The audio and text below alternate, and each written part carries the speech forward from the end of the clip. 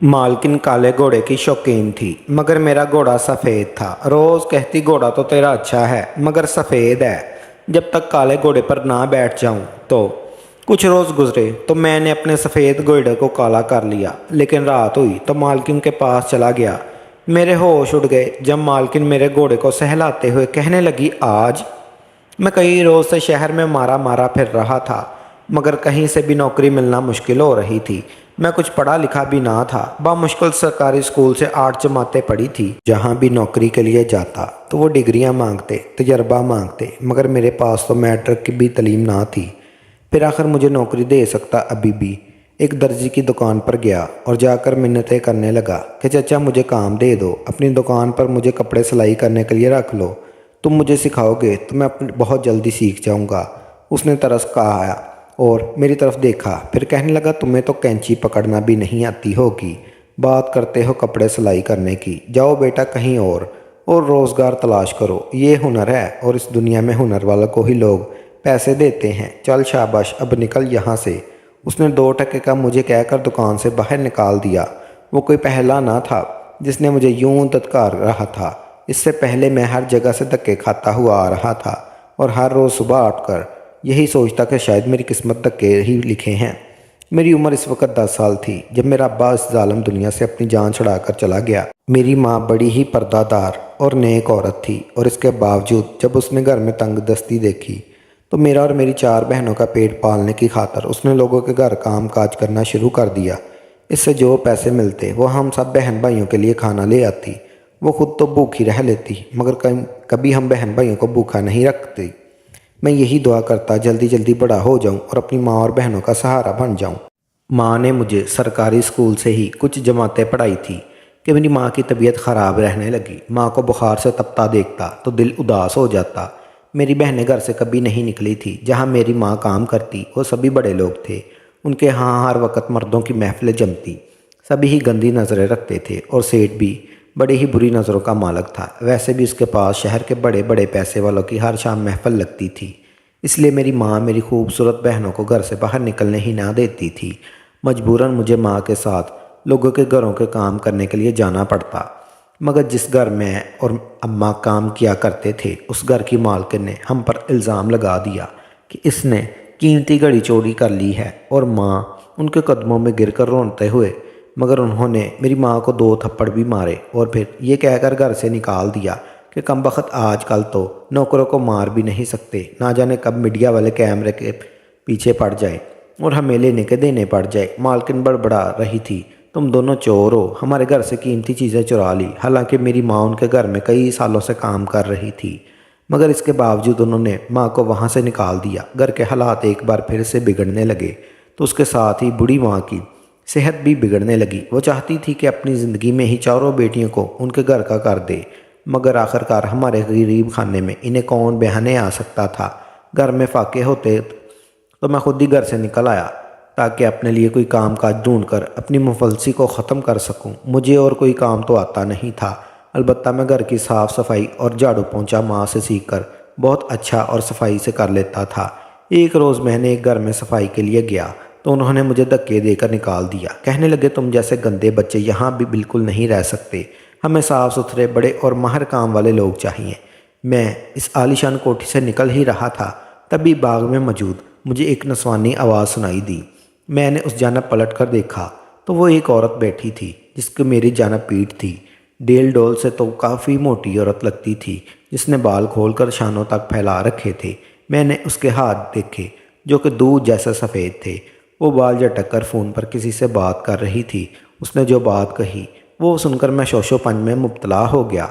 वो औरत फ़ोन पर कह रही थी कि मुझे काला घोड़ा चाहिए, मुझे हर हाल में काले घोड़े की सवारी करनी है, इसलिए आप मुझे काला घोड़ा ही दिखाएं। मैंने मालकिन की बात सुनी तो सरसरी से अंदाज में सर झटकर बाहर निकलने लगा, मगर अगले ही पल मालकिन जो बोली वो सुनकर मैं हैरान रह गया। मालकिन कहने लगी, तुम मुझे काला घोड़ा ला कर दो, बदले में मैं तुम्हें हर रात का 1.5 लाख रुपया दूंगी। मैंने जब 1.5 लाख रुपये का नाम सुना तो मुझे हिचकी लग गई। इतनी बड़ी रकम और भला काले घोड़े के लिए। मैंने दोबारा मालकिन को देखा, आखिर उन्होंने काले घोड़े के साथ करना क्या था। मालकिन फ़ोन पर कह रही थी कि तुम मुझे कहीं से भी जल्द अज जल्द घोड़ा ला कर दो। بدلے میں تمہیں منہ مانگی رقم دینے کو تیار ہوں، مگر مجھے کالا گھوڑا ہی چاہیے، وہ بھی صحت مند اور قداور۔ اتنا کہہ کر مالکن فون بند کر چکی تھی۔ تبھی چوکیدار نے ایک دفعہ پھر مجھے دھکا دیا اور وہاں سے نکالنا چاہا، تو میں اس سے بازو چھڑوا کر فوراً مالکن کے پاس بھاگ آیا اور کہنے لگا، مالکن میں آپ کے لیے گھوڑے کا بندوبست کر سکتا ہوں۔ مالکن نے جب میری بات سنی فوراً پلٹ کر میری جانب دیکھا۔ ایک پل کو تو مالکن کو دیکھ کر میں پلک جھپکنا ہی بھول چکا تھا۔ وہ 30 سے 35 کی درمیانی عمر کی ایک عورت تھی۔ رعب اور دبدبا تھا کہ کوئی اس کے سامنے نظر نہ اٹھا سکتا۔ دودھ جیسی سفید مالکن دوڑتی ہوئی میرے پاس آئی اور میرے چہرے کو اپنے ہاتھوں میں لے کر کہنے لگی، کیا تم مجھے سچ میں گھوڑا لا کر دے سکتے ہو؟ تو میں نے فوراً سر ہلایا۔ مالکن کی خوشی کی کوئی انتہا نہ رہی۔ کہنے لگی، مجھے جلد از جلد کالا گھوڑا لا کر دو، بدلے میں تمہیں اتنے پیسے دوں گی کہ تم سوچ بھی نہیں سکتے۔ میں نے مالکن کی بات سنی تو فوراً ہاں میں جواب دیا اور وہاں سے نکل آیا۔ میں تو خوش تھا کہ میری بات مالکن سے ہو گئی اور مجھے 1.5 روپے ملیں گے، مگر سوچنے والی بات تو یہ تھی کہ آخرکار کالا گھوڑا کہاں سے لاتا۔ میرے پاس کالا سفید گھوڑا بھی موجود نہیں تھا۔ میں نے مالکن کو ہاں تو کر دی تھی، مگر اب میں کھڑا یہی سوچ رہا تھا، گھوڑے کا انتظام کہاں سے کیا جائے؟ ابھی کہاں سے کالے گھوڑے کا انتظام کروں؟ میں نے کچھ سوچا اور پھر اگلے ہی روز اپنے گھر کے ساتھ موجود سرسبز میدان میں چلا گیا، جہاں کئی نسلوں کے گھوڑے یوں ہی گھومتے رہے۔ کچھ تو یہاں کے آوارہ گھوڑے تھے اور کچھ وڈیروں کے سدائے ہوئے گھوڑے تھے۔ میں چپکے سے ان کے میدان میں گیا اور دیکھنے لگا۔ گھوڑے بھورے، سفید اور سرمئی رنگ کے تھے، مگر کوئی بھی کالا گھوڑا رنگ کا نہیں تھا۔ وہاں ایک گھوڑا موجود تھا جو کہ انتہائی خوبصورت مگر سفید رنگ کا تھا۔ میں نے اس گھوڑے کو اپنے ساتھ لیا اور لے کر مالکن کے گھر چلا آیا۔ مالکن نے جب میرے ساتھ میرے گھوڑے کو دیکھا تو اس کے بارے میں پوچھنے لگی۔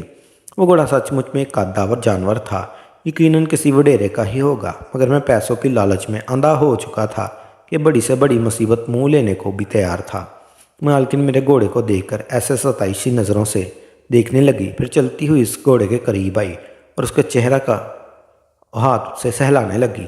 لڑکے، یہ گھوڑا تو بڑا ہی شاندار ہے، مگر میں اس کی سواری نہیں کر سکتی۔ میں نے مالکن کی جانب دیکھا اور کہنے لگا کہ مالکن ایک بار اس گھوڑے کی سواری کر کے تو دیکھیے، آپ بڑے سے بڑے کالے گھوڑے کو بھول ہی جائیں گی۔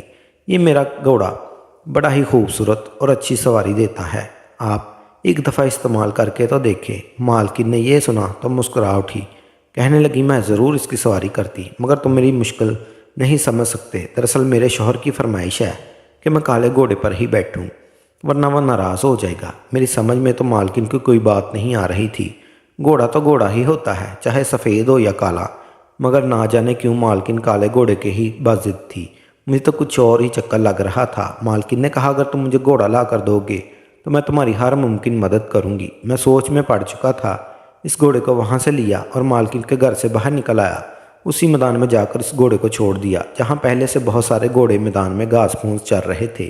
پہلے ہی وڈیروں کے گھر بھی تھے، مگر کوئی بھی اس وقت گھوڑوں کے پاس موجود نہ تھا۔ شاید سارا علاقہ ان کا تھا، اس لیے وہ بے فکر ہو کر گھوڑوں کو کھلا چھوڑ دیتے تھے۔ میں سوچ میں مبتلا ہو گیا۔ گھر آیا تو ایک بار پھر بھوک تنگی اور ماں کو بیمار پڑا دیکھا تو سوچ میں پڑ گیا، آخر ایسا کیا کروں مجھے یہ کالا گھوڑا مل جائے۔ اگلے روز جب میں دوبارہ میدان کی طرف آیا تو میں نے جو منظر دیکھا، دیکھ کر میرے ہوش اٹھ گئے۔ میدان میں ایک خوبصورت چمکیلی جلد کا قداور کالا گھوڑا تھا۔ وہ گھوڑا اس قدر چمکیلی جلد والا تھا کہ میں دیکھ کر دنگ رہ گیا۔ اس گھوڑے کا مالک اس گاؤں کا بڑا وڈیرا تھا جو اس کے ساتھ ہی موجود تھا۔ میں فوراً چلتا ہوا اس کے پاس چلا آیا۔ اس وڈیرے کو اپنے گھوڑے سے بے حد محبت تھی۔ آج تک اس نے اپنے گھوڑے کو کبھی خود سے جدا نہ کیا اور اس وقت میدان میں بھی اپنے گھوڑے کے ساتھ ہی چل رہا تھا۔ اس چہل قدمی کروائی، تازہ گھاس کھلایا اور پھر اسے ساتھ لیے واپس اپنے گھر چلا گیا۔ میں سوچنے لگا، آخر کیسے ایک رات کے لیے اس کا کالا گھوڑا لے سکوں۔ میں بہانے سے نوکری ڈھونڈتے ہوئے اس کے وڈیرے تک گھر پہنچ گیا، جہاں مجھے یہ بات معلوم ہوئی کہ وہ گھوڑا نہیں بلکہ گھوڑی ہے۔ مجھے اس سے فرق نہیں پڑتا تھا، مجھے تو بس سیاہ چمڑی والا جانور مالکن تک پہنچانا تھا۔ میں نے وڈیرے کی منتیں ترلے کیے کہ مجھے اپنے گھر میں کام کاج کے لیے رکھ لے، اس طرح میں ان کے گھوڑے کے قریب رہ سکتا تھا اور پھر اسی کی طرح وہاں سے نکال کر مالکن کے پاس چھوڑنے جا سکتا تھا۔ مگر سونے پر سہاگا اس وقت ہوا جب مالک نے مجھے دیکھا اور کہنے لگا، مجھے اپنے پالتو گھوڑی کے لیے ایک عدد نوکر کی ضرورت تھی جو اس وقت پر کھانا کھلا سکے اور اس کا خیال رکھ سکے۔ میں نے جب یہ سنا تو اپنی خوشی بہ مشکل چھپائی اور سائیں کو جھک کر سلام کیا۔ اور فوراً کام کے لیے راضی ہو گیا۔ اب زیادہ سے زیادہ وقت میں اس گھوڑی کے ساتھ گزارنے لگا۔ یہ بھی پریشانی لاحق تھی کہ کہیں مالکن کو کہیں اور سے ہی گھوڑا نہ مل جائے، ورنہ میری محنت رائگاں جائے گی۔ ایک ہفتہ تک میں اس گھوڑی کے ساتھ رہا۔ وہ گھوڑی بھی میرے ساتھ کافی مانوس ہو چکی تھی۔ ایک رات جب سب سو گئے تو میں نے اس کی رسی کو کھولا اور کھول کر اپنے ساتھ لے جانے لگا۔ ان کے ڈیرے کے پچھلے دروازے سے نکلنے ہی والا تھا، تبھی چوکیدار نے مجھے دیکھ لیا۔ اس نے ایک احرام سا مہچا دیا کہ لڑکا مالک کی گھوڑی چوری کر کے لے جانا چاہتا ہے۔ نوکروں کے شور کرنے پر مالک بھی وہیں آ گئے اور پھر سب نے مل کر مجھے بہت مارا۔ روتا رہا، بلکتا رہا، انہیں کہتا رہا مجھے مت مارو، میں کوئی چوری نہیں کر رہا، بلکہ گھوڑی کی ضد تھی کہ میں اسے باہر گھما کر لاؤں۔ مگر انہیں میری بات پر یقین نہ آیا۔ سارے مہینے کی تنخواہ بھی ضبط کر لی اور دھکے دے کر مجھے گھر سے نکال دیا۔ مجھے اپنے آپ پر بہت غصہ آیا۔ جی چاہا کہ اپنا سر دیوار میں مار کر سر پھوڑ دوں۔ میں نے اتنی محنت کی تھی مگر گھوڑا پھر بھی نہ ملا۔ مجھے غصہ بھی بہت آیا، لیکن جنون اس حد تک بڑھ چکا تھا کہ میں پیسے کمانے کی خاطر کسی بھی حد تک جا سکتا تھا۔ اگلے روز صبح صبح اس میدان سے ایک سفید گھوڑی چرائی اور اسے اپنے ساتھ لے آیا۔ اس پر میں نے سیاہ رنگ پھیر دیا جس سے اس کی چمڑی کالی لگی اور وہ مکمل طور پر کالی ہو چکی تھی۔ ایسے لگتا ہی نہیں تھا کبھی سفید بھی رہی ہوگی۔ مجھے ڈر بھی تھا مگر میں یہ قدم اٹھانے کو تیار تھا۔ میں نے فوراً اپنی گھوڑی کو ساتھ لیا اور مالکن کے گھر چلایا۔ مالکن نے جب کالی گھوڑی کو اپنے سامنے دیکھا تو اس کی خوشی کی کوئی انتہا نہ رہی۔ اس کی آنکھوں کی پتیاں پھیل رہی تھی جن میں ایک عجیب سی چمک آ رہی تھی۔ کہنے لگی بڑی خوبصورت گھوڑی ہے، گھوڑی مجھے ایک رات کے لیے چاہیے۔ جیسے ہی میرا شوہر دوبارہ سے کھڑا ہو جائے گا تو میں تمہیں گھوڑی واپس کر دوں گی، بدلے میں منہ مانگی رقم دینے کے لیے تیار ہوں۔ میں بھی خوش ہو گیا۔ مالکن نے مجھے کچھ پیسے ایڈوانس دے دیے جسے لے کر میں گھر چلا آیا۔ اگلے روز جب واپس مالکن کی حویلی گیا تو خوش تھا کہ آج رات مالکن گھوڑی کی سواری کر کے بہت خوش ہوگی۔ مگر جو میں نے مالکن کے گھر پہنچا تو میرے ہوش اٹھ گئے کیونکہ مالکن تو کافی غصے میں دکھائی دے رہی تھی۔ مجھے دیکھ کر سارے رہی تھی اور خون اگلتی آنکھوں سے دیکھ کر کہنے لگی یہ تم نے کیا کیا؟ میرے ساتھ دھوکہ دھڑی کی، میں نے تم پر اعتبار کیا۔ تم نے حیرت سے کپ کپانے لگا اور کہنے لگا کیا بات ہوئی؟ مالکن آپ نے تو گھوڑی لا کر دی۔ مگر اگلے ہی پل ملازم گھوڑی لے کر وہاں سے آیا۔ گھوڑی کا رنگ اتر چکا تھا اور آدھی سفید اور کالی ہو چکی تھی، شاید بارش کی وجہ سے یا پھر اسے نہلایا گیا تھا جو وہ اپنی ظاہری حالت میں آ چکی تھی۔ میں نے یہ دیکھا تو ہمارے خوف کے کانپنے لگا اور فوراً جھوٹ بولتے ہوئے کہنے لگا نہیں مالکن میں نے تو کالی گھوڑی ہی دی تھی، لگتا ہے میرے ساتھ دھوکہ ہوا ہے۔ مگر مالکن نے اگلے ہی پل پھوٹ پھوٹ کر رونا شروع کر دیا۔ کہنے لگی مجھے بالکل بھی یقین نہیں تھا کہ تم لوگ میرا یوں مذاق اڑاؤ گے اور میرے جذبات کا کھلواڑ کرو گے۔ تم لوگ تو جانتے بھی نہیں کہ مجھے کالی گھوڑی کس قدر ضرورت تھی، مگر تم لالچی لوگ جذبات کے ساتھ کھیلنا شروع ہو گئے۔